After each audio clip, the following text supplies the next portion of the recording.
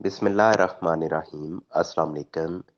एक भाई ने पूछा है कि उन्होंने 5 मरला जगह ली, उसका इंतकाल दर्ज हुआ लेकिन इंतकाल पे अमल दरामद नहीं हुआ, यानी कि जमा बंदी के अंदर नाम उनका एंटर ना किया गया। उन्होंने बाद में एप्लीकेशन दी कि जनाब मेरा नाम एंटर किया जाए। लेटर ऑन उनके हक में फैसला हो गया। अब वो ये कहते हैं कि मेरे पास उस जगह का कब्जा नहीं है। अब कहीं ऐसा तो नहीं कि जब इंतकाल दर्ज करवाने जाऊंगा, यानी ऑर्डर मिलने के बाद, तो क्या पटवारी साहब इस बात पे इनकार तो नहीं करेंगे कि आपके पास क्योंकि कब्जा नहीं है तो इसलिए इंतकाल दर्ज नहीं हो सकता।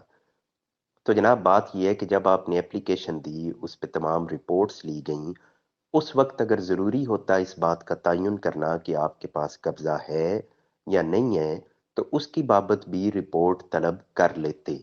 जब उन्होंने कोई रिपोर्ट उस वक्त नहीं ली, उन्होंने इसको गैर ज़रूरी समझा, तो अब कोई वजह नहीं है कि वो इस बुनियाद पे आपको इनकार करें। वो बिल्कुल अब पटवारी साहब पाबंद हैं, उन्होंने इंतकाल दर्ज करना है। जब टॉप लेवल से एक ऑर्डर आ गया है तो वो पाबंद हैं उस पे अमल दरामद करने के लिए। अब अगर वो आपको इनकार करते हैं तो ये लेम एक्सक्यूजेज हैं, वो वैसे आपको टाल मटोल कर रहे हैं कोई फीस लेने के लिए, अदरवाइज वो आपको नहीं कर सकते। इसमें जो ऑर्डर उन्होंने मेरी तरफ भेजा उसमें एक और पॉइंट भी था जिसको मैं यहाँ हाईलाइट करना चाहता हूँ कि जिस शख्स ने 5 मरले फरोख्त की थी उसकी मलकियत थी 10 कनाल। उसने 5 मरले फरोख्त कर दी। अब उसके नाम से वो 5 मरले कटौती ना हुई, क्योंकि जब अमल दरामद नहीं हुआ इंतकाल पे तो कटौती ना की गई।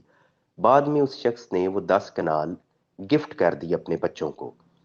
अब जब इन भाई साहब की 5 मरले के हवाले से दरखास्त गई है, तो अब कार्रवाई करने के बाद ऑर्डर क्या किया गया है कि वो जो 10 कनाल उन्होंने गिफ्ट किया अपने बच्चों को, उस 10 कनाल में से 5 मरले कटौती की जाए।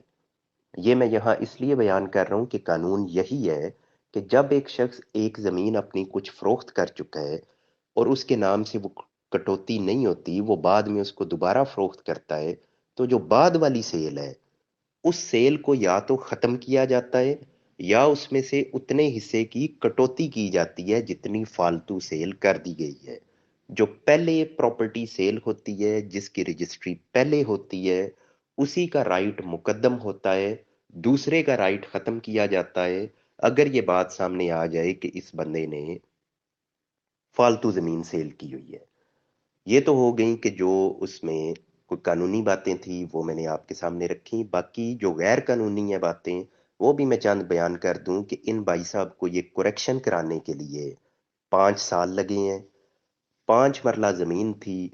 इसी से अंदाज़ा होता है कि वो एक एवरेज पर्सन है, वो एक मिडिल क्लास से बिलोंग करते हैं। अब 5 साल उनका सफ़र करना, उनको बार बार इन इदारों के चक्कर लगाना, इससे इसीलिए बेहतर होता है कि आप सीधे जाएं, 2 नंबर काम करें, गैर कानूनी काम करें, जाके उधर। अब जो आपको शुबा है कि पटवारी साहब आप मुझसे फीस मांगेंगे कि आपके पास कब्जा नहीं है, अब भी वो मुझसे पैसों का तकाजा करेंगे, तो जनाब यही वही फिर सियाने इस पे यही कहते हैं कि आप वो पहले ही जाके उनको पैसे दें और जाके अपना काम करवा लें। जब आप ये जाते हैं डीसी वगैरह के पास तो ये आपका इतना टाइम ज़ाया करते हैं कि आपको ये मजबूर करते हैं कि जनाब आप गैर कानूनी काम करें।